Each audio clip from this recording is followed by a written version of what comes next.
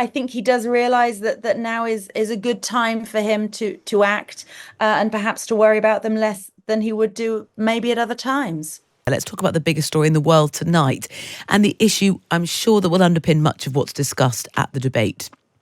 Israel's allies, including America and Britain, have condemned Iran after it fired nearly 200 ballistic missiles into Israeli territory. Iran said it was a response to the killing of the Hezbollah leader Hassan Nasrallah in Lebanon last week. And it came on the day that Israeli forces began what they described as limited, localised operations inside of Lebanon. It's Israel's first military incursion into Lebanon for 18 years. We're joined first by Harriet Alexander, a senior features reporter for The Times in New York. Harriet, just bring us really right up to speed. Events have changed sort of minute by minute today. What's the latest? So essentially, the White House is saying that Israel is justified in protecting itself. They said at a State Department briefing earlier on that the United States is ironclad in its support for Israel, and they would not be drawn on what retaliation they would be getting involved with, what they would be helping with, what they would back. But certainly they said that they expect Israel to retaliate and that they are supporting Israel in its efforts to do so. From the perspective of the US President Joe Biden, what has he said? Well, this actually, I think, has had the effect of sort of solidifying US support for Israel. Last week at the United Nations, Biden was essentially left looking pretty ineffective because his Secretary of State, Antony Blinken, was doing the rounds, really getting support for a 21-day ceasefire between Israel and Hezbollah. We believe, was given indications by Israel that the Israelis would be signing on to this, that they were actually potentially open to some sort of ceasefire. And yet, as Blinken was sort of shuttling between different groups at the United Nations here in New York, Netanyahu was very much doing the exact opposite. He was actually authorizing the strike against Hassan Nasrallah, the Hezbollah leader, while he was here in New York. So I think in some ways that really enraged the White House, because they were saying there's a possibility for a ceasefire, and Netanyahu was doing the exact opposite. And actually, these strikes from Iran have sort of turned the corner on that, I suppose, in that it has united Washington in support of Israel and saying that Israel does have their full support to defend itself. You just wonder the awkwardness and sort of the lack of clout, really, from the White House and from Joe Biden, that, you know, we expect that America speaks and the world listens, but Netanyahu hasn't. Yes, absolutely. I mean, the White House has been talking for months now, haven't they, about restraint, about Israel always having the right to defend itself, but very much aware of the death toll in Gaza. And of course, always with one eye to the election, right? That is very, very fast approaching.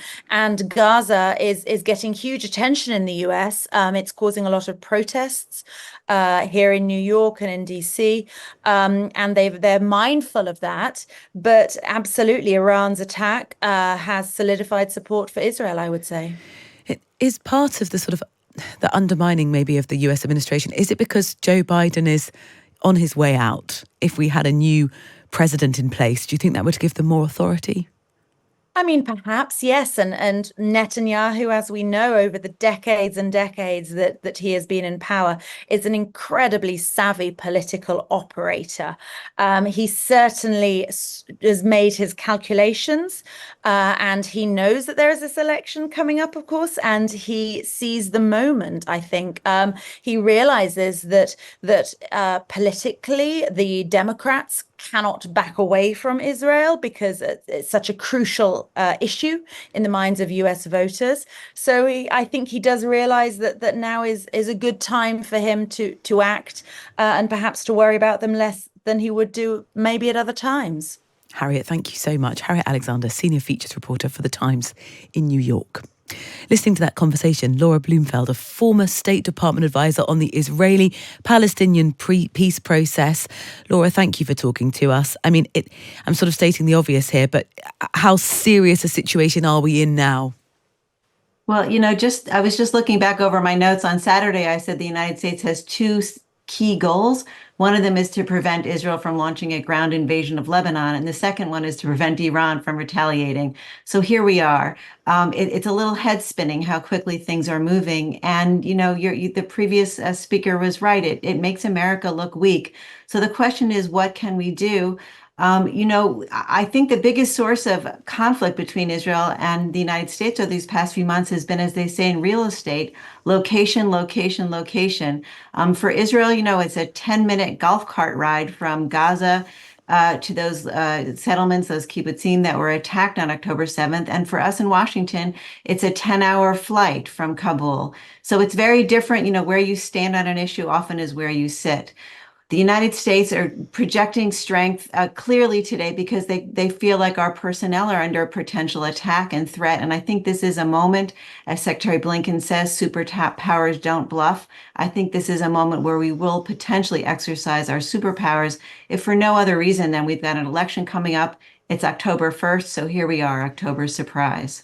But what levers are you expecting or suggesting that the US could pull? Because what you've sort of laid out there, from the notes you made on Saturday to what's happened in the last 12 hours or so, is an absolute failure of American foreign policy. Well, I think that now, as they say in sort of theater, when you show a gun in Act One, it better go off in Act Three.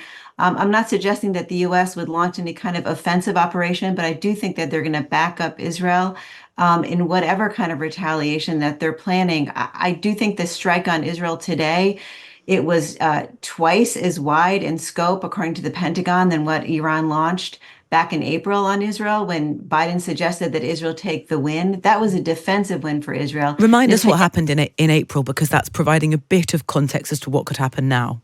Absolutely. On the night of April 13th to the 14th, Iran launched 300 projectiles at Israel. And, none of them got through. There was one young girl actually who was wounded, but it was what President Biden called a win for Netanyahu. Netanyahu exercised restraint at that point in terms of Israel's response. That was a defensive win. And I think that after October 7th, what the prime minister and the Israeli defense establishment is trying to reestablish their deterrence, they want to win on offense, not defense. That's what we've seen in the past weeks as they've gone hard and fast on Hezbollah, on Hamas, with this string of assassinations, really starting back in July. They feel like they need to kind of take the fight to their enemy. Borrowing from Hobbes, I think they prefer their wars to be nasty, brutish, and short. And I think that that's what they're trying to achieve now. So I do think that today's strike, which again it affected all of Israel, Tel Aviv, Jerusalem, Haifa. This is the eve of their New Year's. It's Rosh Hashanah, which is the Jewish New Year. Folks were out shopping for honey and apples to dip their apples in honey for a sweet New Year, and they found themselves cowering in bomb shelters across the country. So how will they respond? I think this potentially gives Netanyahu the green light that he's been seeking for years to launch that kind of final showdown blow against Iran, whether it's a decapitation of the regime, going after the hardened military sites, the nuclear facilities. I don't know if he'd go that far, but certainly at the softer, vast and more vulnerable oil fields, that would be an appealing target. Yeah, Netanyahu said Iran made a big mistake tonight and will pay for it. What do you imagine that retaliation is going to look like? Well, as I said, I think it's going to be much more serious than retaliations in the past. The strike back in April was kind of a performative strike. This will be more in terms of punishment. These leaders in Israel, whether they're military or political, they're kind of aging out. They're old men who've seen many rounds of battle with their foes. I think that they're dealing with a lot of regret and guilt that they haven't hit back as hard as they thought they should have maybe 10 years ago, 20 years ago. I've been following the kind of conflict as a journalist and then as a diplomat. And when I see after October 7th is a sense of remorse, which is very corrosive. I know we've talked a lot about revenge in the last year, but in some sense, regret can drive you, desperate men, desperate measures.